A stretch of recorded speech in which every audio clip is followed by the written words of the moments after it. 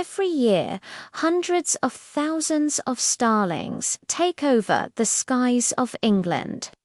These massive flocks of birds fly in perfect unison, covering the countryside in a wave of feathers. But why do starlings fly in such huge flocks? And what do they gain by flying in this way? Hi, and welcome to Life Noggin. Today we're talking about starlings and their super cool flocking behavior. So let's dive right in. There are two main reasons why starlings fly in such large groups. The first reason is for safety in numbers. When flying in a big group, starlings have more eyes watching out for predators. And those predators can't eat all of the starlings at once. So, by flying in a large flock, starlings are decreasing their chances of being eaten. In fact, scientists observed that when a predator attacked a flock of starlings, the whole group scattered in different directions all at once. So this kind of group defense seems to work pretty well. The second reason has to do with food. Starlings are granivorous, meaning that they eat grains like wheat and oats, and where there's grain, there's often lots of other birds looking to eat it too.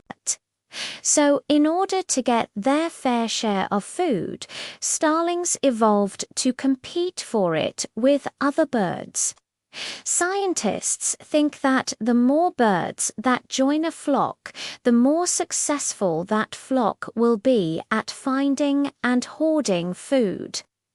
And because starlings are so good at finding food when they're in a group, more and more starlings are drawn to join the flock, and that's why these flocks can grow so big. But simply put, there is safety in numbers. And by joining a large group of starlings, each individual is decreasing its chances of being eaten while increasing its chances of finding food. But if these starling flocks are so great at finding food, why do they sometimes completely wipe out an area of all of its food?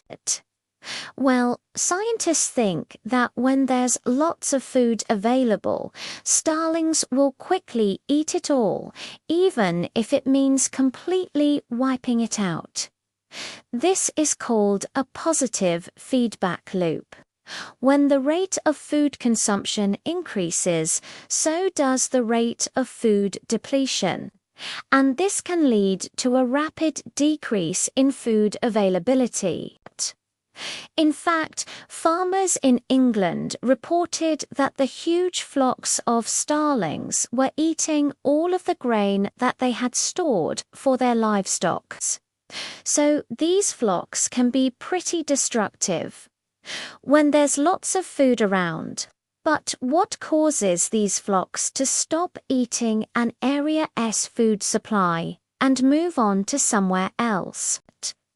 Scientists aren't exactly sure, but they think that one major factor is the number of birds in the flock.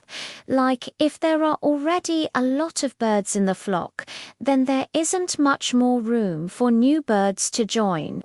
So when a flock gets to be a certain size, it might leave the current food source to find a new one.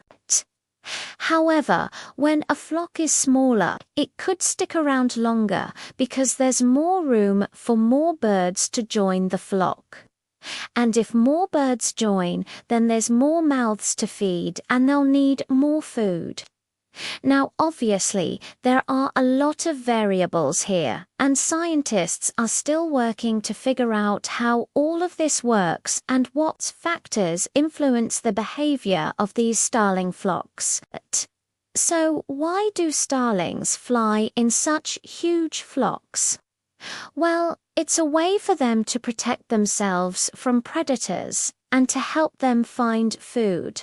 But it also ends up causing problems for the farmers whose crops the starlings eat. And even though scientists are still working to understand these starling flocks, one thing is clear.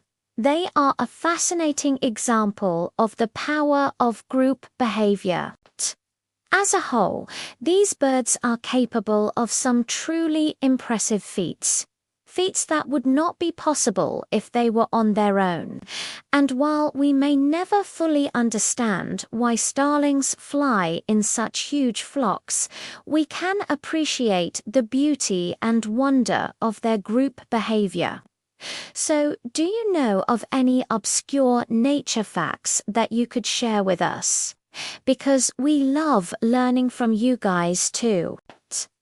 So leave your fact in the comments section below and make sure to cite your sources. And if you liked this video, don't forget to click the like button and subscribe. And as always, this has been Life Noggin. Don't forget to keep on thinking.